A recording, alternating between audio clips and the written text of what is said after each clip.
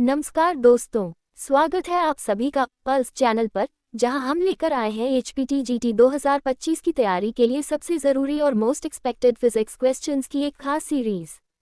इस वीडियो में हम करने वाले हैं ऐसे सवालों की चर्चा जो आने वाले HPTGT एग्जाम में पूछे जा सकते हैं, वो भी दोनों भाषा में, ताकि आपकी समझ और मजबूत हो जाए। तो बिना देर किए शुरू करते हैं आज का सेशन फिजिक्स के धमाकेदार सवालों के साथ। चलिए बढ़ते हैं पहले सवाल की ओर। 1. इलेक्ट्रिसिटी की मदद से जब एक मेटल की सरफेस पर दूसरे मेटल की कोटिंग की जाती है, उसे क्या कहते हैं? एक्सप्लेनेशन। इस प्रक्रिया को इलेक्ट्रोप्लेटिंग कहते हैं, जिसमें धातु की सतह पर विद्युत धारा द्वारा दूसरे धातु की परत चढ़ाई जाती है। This process is called electroplating, where electricity is used to coat a metal with another metal.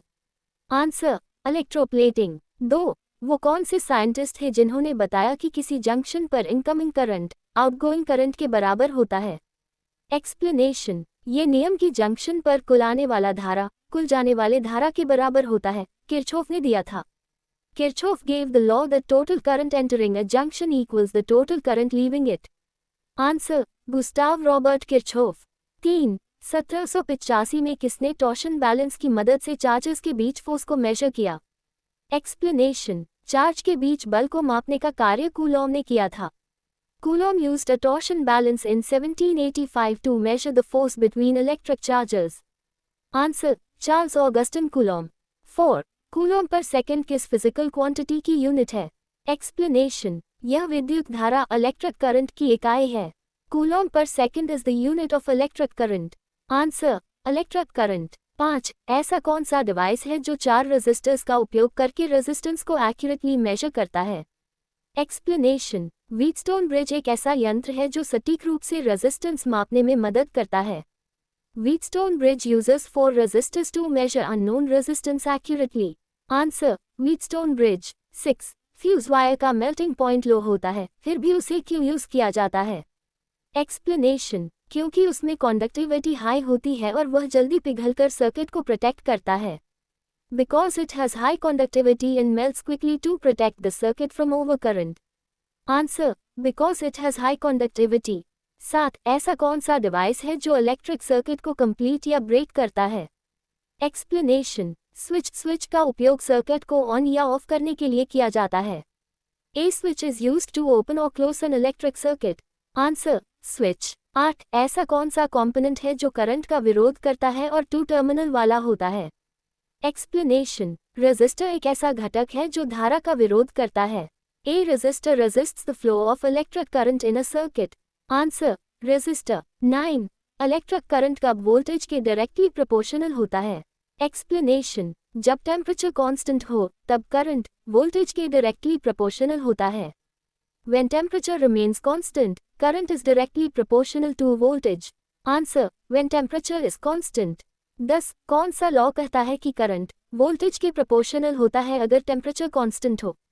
Explanation. Ohms law के अनुसार करंट और वोल्टेज का सीधा संबंध होता है। Ohm's law states that current is directly proportional to voltage when temperature is constant. Answer: Ohm's law. 11. ऐसा कौन सा मेटल है जो सबसे ज्यादा इलेक्ट्रिकल कंडक्टिविटी देता है?